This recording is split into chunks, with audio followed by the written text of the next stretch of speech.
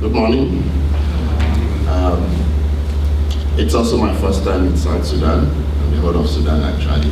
So I'm quite grateful to have been invited to be part of this event, as well as to see a bit of the side of Africa. I'm afraid my talk is not going to be as interesting as Max. It's a subject that's rather heavy. I was asked to pick a topic to talk to you about for a few minutes. And I thought it was a difficult choice, but I thought I would talk about the state of access to information in Africa, because I think also it's quite relevant to what we are doing here. Now, a lot of people might say, why access to information? What is important about information? And I think that that's part of the problem, because we often have information readily at our disposal. We tend to take it for granted. We don't realize the importance of information, its centrality to our lives as human beings, to all the decisions we make, which are based on information that we have at our disposal, and as well to the quality of decisions we make, which is also dependent on the quality of information that we have. And I really mean this on very many different levels, not just on the political level, but as well as the personal level, the professional level, and so on and so forth. So I think that information is hugely important for all of us as human beings, as well as for the organizations that we're part of, because we're constantly having to make decisions, and we hope to have the best information available to us if we are to be able to make a good decision.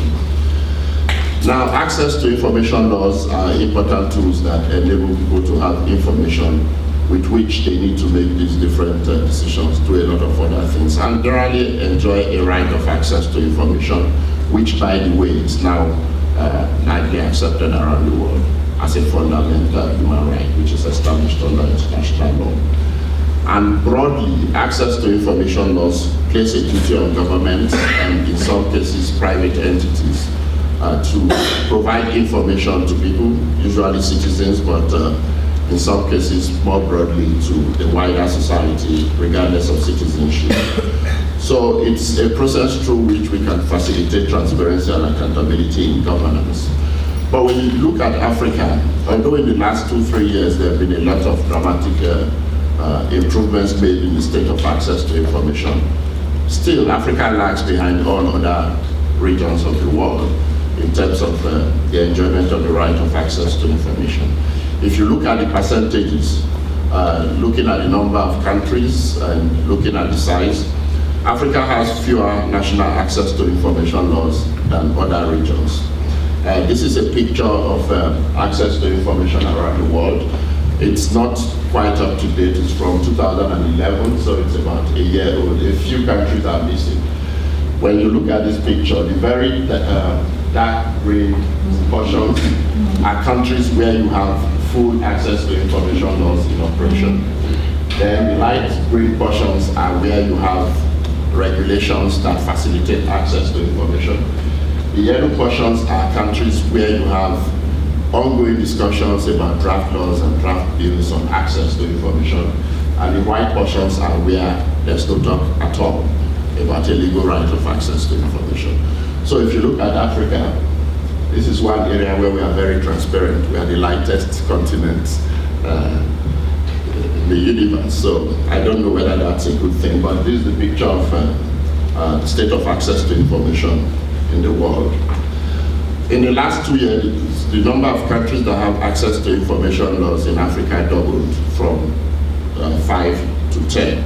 So currently we have South Africa, which was the first in 2000, Zimbabwe 2002, Angola 2002, Uganda 2005, Ethiopia 2008, Liberia 2010, Guinea 2010, Nigeria 2011, Niger 2011, Tunisia is the latest in Africa to have an access to information law. Now, having listed the numbers, we also have to keep in mind on the quality of laws that we have, because it's not just sufficient to say we have 10 countries. The quality of the laws vary very widely. there's been independent analysis that has been done, shows that some of the countries have very good access to information laws, while some have terrible laws that are really just access to information laws in name. Now, in 2011, two international organizations developed a rating methodology with which to access access to information laws to determine their quality. I won't go into a lot of detail because this is supposed to be a very brief talk, but the rating is based on 61 indicators that are drawn from a range of international standards on the right to information and feedback that was obtained from an advisory council that was set up. And earlier this year, just in October actually, the rating was updated. So at the current time, the following countries are rated as thus. Liberia is rated number 4 in the world in terms of the quality of its access to information law. Ethiopia is rated number 10. South Africa is now 13. Uganda is 26. Nigeria is 38. Tunisia is 40. Angola 57. Niger is 60.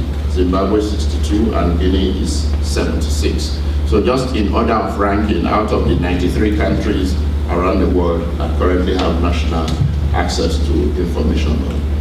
Now, again, besides the quality of the laws and the numbers, we also have other issues.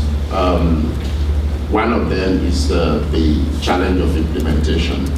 A number of countries have these laws, but they don't really give citizens a right of access to information for different reasons.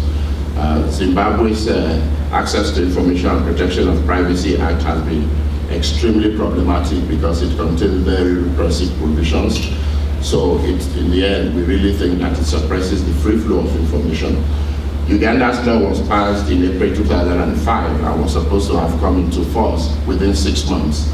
It was only last year that implementation began. Liberia was very proud to be the first country in West Africa to have an access to information law. It's still struggling to implement that law. South Africa used to be our bright spot on the continent. We all used to look up to South Africa from different parts of Africa, but over the last few years, we have noticed that South Africa is rolling back its traditional openness.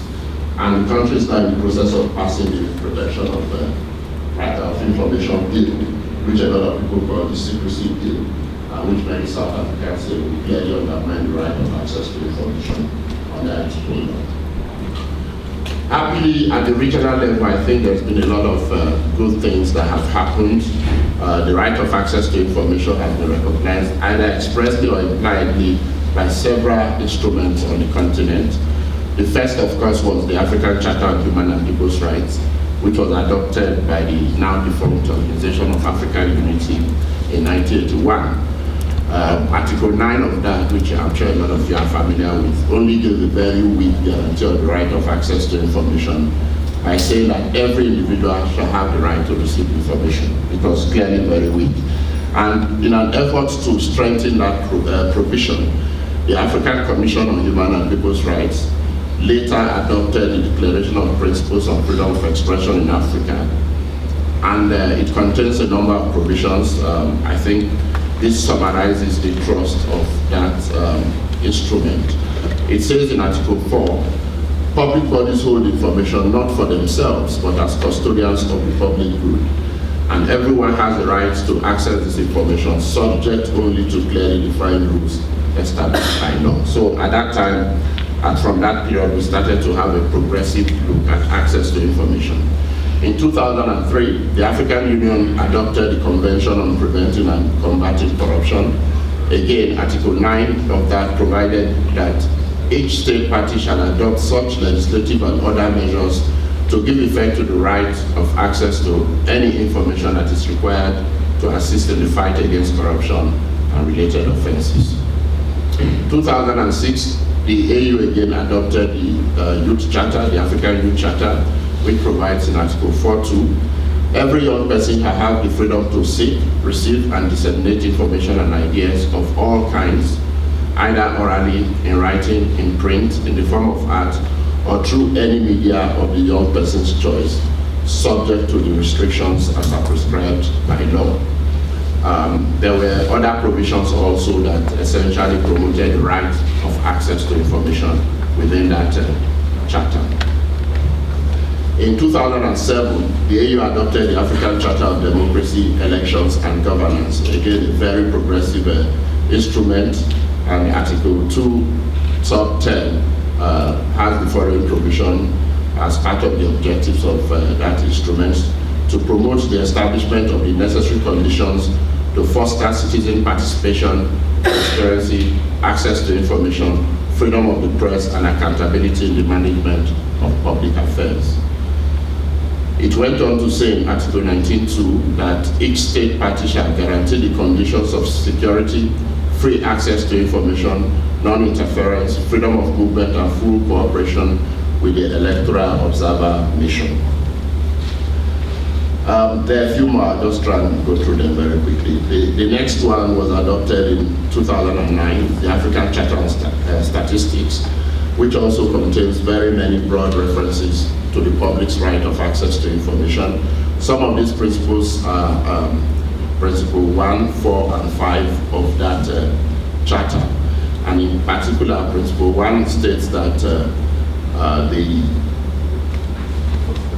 that in order to facilitate proper interpretation of data, statistics authorities shall provide information on their sources, methods, and procedures that have been used in line with scientific standards. The domestic law governing operation of the statistical system must be made available to the public. And in 2011, the AU also adopted the African Charter on Values and Principles of Public Service and Administration. And Article 6 provides, among other things, that public service and administration shall establish effective communication systems and processes to inform the public about service delivery, to enhance access to information by users, as well as to receive their feedback and input. The Special Rapporteur on Freedom of Expression and Access to Information in Africa has also produced a model law for AU member states on access to information. And the aim of this law really is to assist member states of the AU in formulating, adopting, or reviewing their access to information legislation. So it's supposed to be something to guide countries that are in the process of developing new laws or amending their laws based on the problem of the very poor quality of laws that we have among those already in existence. And just last May, by Resolution 222, the African Commission on Human and People's Rights endorsed that model law, and by the same resolution requested the African Union to support the work of the Special Rapporteur by also endorsing the model law following the adoption by the African Commission.